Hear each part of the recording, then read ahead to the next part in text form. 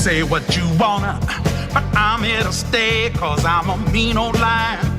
I own a chain of cleaning stores. Jefferson Cleaners. You own Jefferson Cleaners? That's right. The Jefferson Cleaners? Yep. Never heard of it. Then I'll make a deal with you. Anything. Want you to go to the police academy.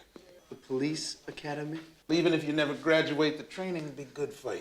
Wait a minute, Reed. Dr. Harris. That's correct. It's me. Well, I see that. And who are you? Mr. Bob! Bitterman, how the hell are you? Sir, is that you? What are you doing here? I spent my whole life forgetting. You're a young man. You better start learning now. You think you knew Ted Ross, the lovable, cowardly lion from The Wiz? I'm a lion. The dependable chauffeur in Arthur, the wise dean on The Cosby Show. Right behind the basketball player, so I couldn't see you sleeping in class. But according to explosive insider reports, this Tony-winning gentle giant The winner is Ted Ross for the win. was allegedly hosting some of Hollywood's wildest orgies, turning his home into a playground that made Hefner's mansion look like Sunday school. Bitterman, Sir. do you want to double your salary? Yes, sir. Then open that door. Right away. To understand how Ted Ross became Hollywood's most shocking secret, we need to go back to the beginning. Born Theodore Ross Roberts on June 30th, 1934 in Zanesville, Ohio, Ted was destined for rebellion. His mother, Elizabeth Russell, was a sultry nightclub singer from the Speakeasy era who knew her way around underground entertainment. At 7, they moved to Dayton's West 5th Street, the city's version of Harlem. Young Ted was sneaking into jazz clubs, catching legendary performers like Duke Ellington, smooth-talking his way past doormen to experience the adult world of music and nightlife. At 16, he dropped out and joined the Air Force. In 1952, during leave, he sang Over the Rainbow at a bar contest, won $5, and found his calling. That moment set the stage for Broadway triumphs and the alleged wild parties that would define his secret life. I lead all the rest, for I am the priest. I am a plain man. After his military discharge, Ted Ross hit the road, but not to fame just yet. He hustled through strip clubs and smoky dive bars from Montana to Los Angeles. Yes, before the standing ovations, the future Tony winner was grinding in adult entertainment venues, doing whatever it took to stay on stage. Then came 1968, and a game-changing break and big-time Buck White. That opened the door to Broadway classics like Pearly and Ain't Misbehavin'. But it was 1975 that sealed his legacy. That year, Ted stepped into a role that would define him forever, the cowardly lion in The Wiz. And he didn't just play it, he owned it. Say what you wanna, but I'm here to stay, cause I'm a mean old lion.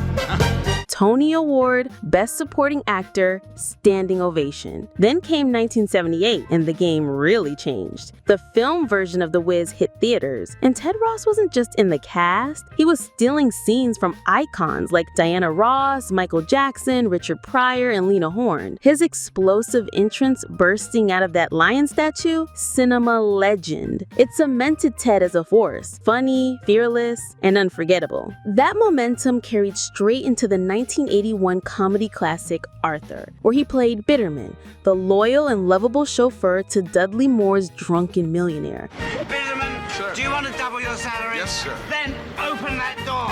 Right away. Their chemistry, effortless. The audience, obsessed. So when the sequel rolled around, there was no question. Ted Ross had to return. By then, he wasn't just a stage actor with a Tony. He was America's favorite supporting scene stealer. Bitterman, how the hell are you? Sir, is that you? What are you doing here?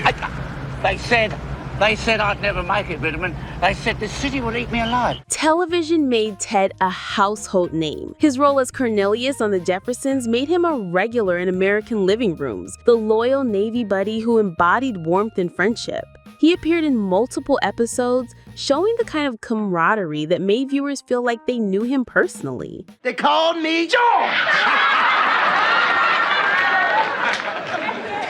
George Jefferson. Yeah. Then came The Cosby Show, where he played Dean Harris with such dignity that families across America saw him as the wise educator every student needed. I guess I could have given you a prize for your tenacity.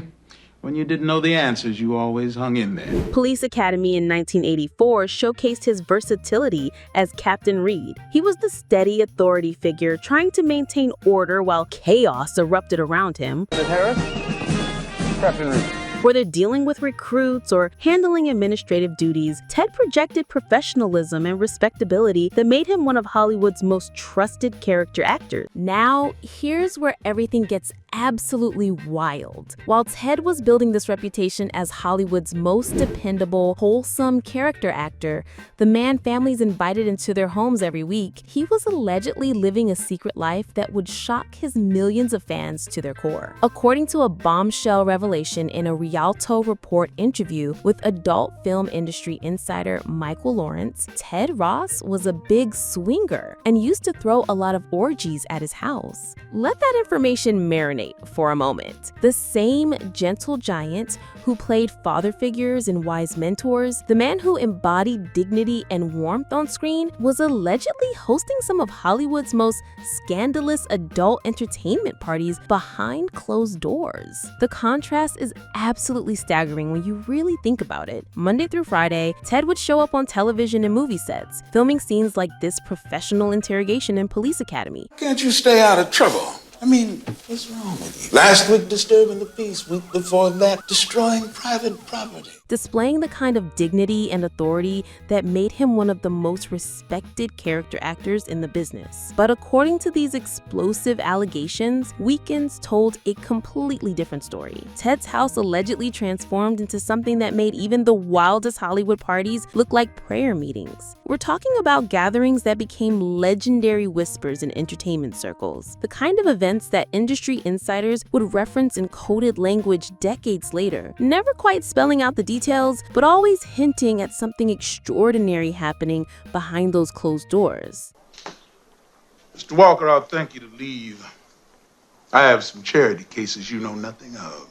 The sheer audacity of maintaining this double life is mind-boggling. Picture Ted finishing a day of filming wholesome family entertainment where he'd be the reliable supporting character that audiences trusted implicitly, then heading home to allegedly host gatherings that would make Hugh Hefner's Playboy Mansion parties look conservative by comparison. What makes Ted's alleged double life even more fascinating is how he managed to keep these two worlds completely separate. For a man supposedly throwing Hollywood's wildest parties and living as an active participant in the swinger lifestyle, Ted kept his actual romantic relationships shrouded in mystery that bordered on the supernatural. Despite extensive research by entertainment journalists, biographers, and Hollywood historians, virtually no concrete information exists about Ted's marriages, long-term romantic partnerships, or children. This level of privacy in an industry built on gossip mills, invasive tabloid culture, and tell-all exposés is almost impossible to achieve unless you're operating with the precision of a CIA operative. Either Ted Ross was the most discreet man in Hollywood history, maintaining an iron wall between his public persona and private life that would make professional spies jealous, or his alleged swinger lifestyle was so central to his personal identity that traditional relationships simply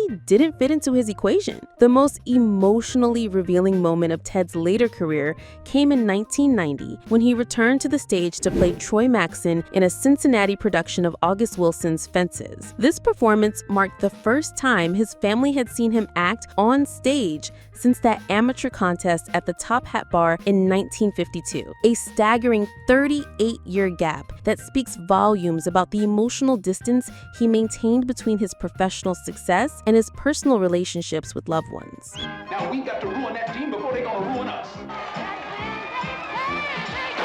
In 1997, Ted made a decision that surprised everyone who thought they knew him. The man who had allegedly spent decades hosting Hollywood's most scandalous parties decided to return home to Dayton, Ohio, completing a full-circle journey back to the streets where his entertainment dreams first took root and where his mother had introduced him to the intoxicating world of nightlife and jazz. He opened Your Place, a jazz club on West 3rd Street, where the former Broadway star and alleged party king spent his final active years doing what had first called to him as a teenager, singing intimate jazz standards for small, appreciative audiences.